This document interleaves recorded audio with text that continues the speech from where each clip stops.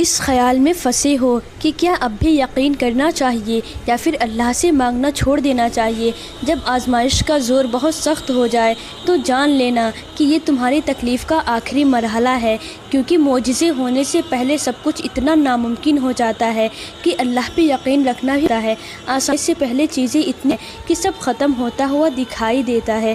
تو اگر کبھی زندگی میں تم اس مقام پہ پہنچو جہاں لگے کہ اب مانگنا چھوڑ دینا چاہیے، تو یاد رکھنا کہ وہی مقام اللہ نے اپنے کن کے لیے چن رکھا ہے۔ یہی وہ مقام ہے جہاں اللہ نے تمہارے نصیب کا آخری فیصلہ کرنا ہے، اور یہی وہ مقام ہے جہاں تمہیں دعا کرنی ہے، دعا، اور ہر خوف کو بھلا اللہ پہ توکل کرنا ہے۔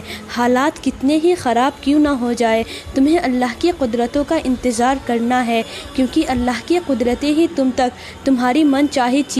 ایک دن آپ صلی اللہ علیہ وسلم نے اسرائیل علیہ السلام سے پوچھا، اے اسرائیل علیہ السلام، تم جسم سے روح کیسے نکالتے ہو؟ اسرائیل علیہ السلام نے جواب دیا، جب کسی باریک کپڑے کو لاتعداد کانٹوں پہ ڈال کر کھینچا جائے تو جتنی مشکل سے وہ پھٹتا ہے، اس سے زیادہ تکلیف سے میں روح نکالتا ہوں۔ آپ صلی اللہ علیہ وسلم نے فرمایا، اسرائیل علیہ السلام، تم ساری جانوں کی تکلیف مجھے دے دو مگر میری امت کو چھوڑ دو۔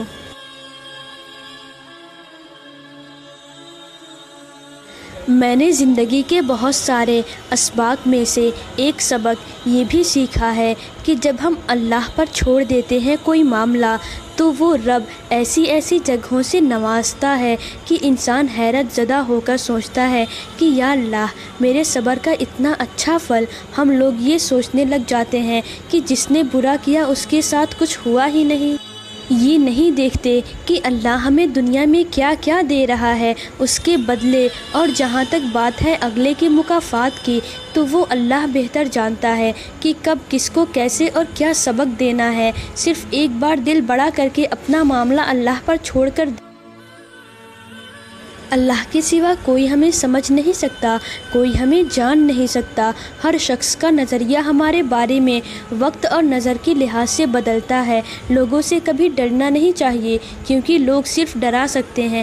عزت بھی اللہ دیتا ہے اور ذلت بھی اللہ دیتا ہے، اور بات صرف اتنی سی ہے کہ لوگ نہ تو تمہارا کچھ بگاڑ سکتے ہیں نہ سنوار سکتے ہیں، اور ان کی فکر کیوں کرتے ہو جو ایک لمحے میں تمہارے ہیں اور اگلے ہی لمحے کسی اور کے ہیں۔ ایسے لوگ تو خود کی بھی تو اے لوگ خدا کیسے ہو سکتے ہیں جو دوسروں کے لیے صرف تکلیف کا ذریعہ ہوتے ہیں، جن کو اللہ زبان تو دیتا ہے مگر پرسکون الفاظ کی نعمت سے محروم کر دیتا ہے، جن کو اللہ دل تو دیتا ہے مگر اس دل کو احساس سے محروم کر دیتا ہے۔ سو کوئی تمہاری ذات کو اگر میلا کرتا ہے تو اس کا مطلب ہرگز یہ نہیں کہ تم میلے ہو، بلکہ یہ میلا پن تو اس کی اپنی ذات کا ہے جسے وہ چھپانے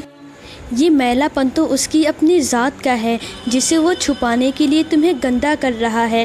تم خاموش رہو، کیونکہ کچھ باتوں کی جواب خود وقت دیتا ہے۔ اللہ سارے حساب رکھے ہوئے ہیں۔ اللہ راضی ہوگا، اور بہت جلد تم ان روتی ہوئی آنکھوں سے اپنا بدلتا ہوا نصیب دیکھو گے۔ تمہاری ان ضبط کردہ نگاہوں کے لیے اللہ کے پاس بے شمار وسیلے ہیں، تمہارے اس صبر کردہ وجود کے لیے اللہ کے پاس ہزاروں معجزے ہیں۔ جب وہ تمہارے سوچے ہوئے ارادوں میں شکست دیتا ہے تو پھر وہ تمہیں اپنی قدرت دکھاتا ہے۔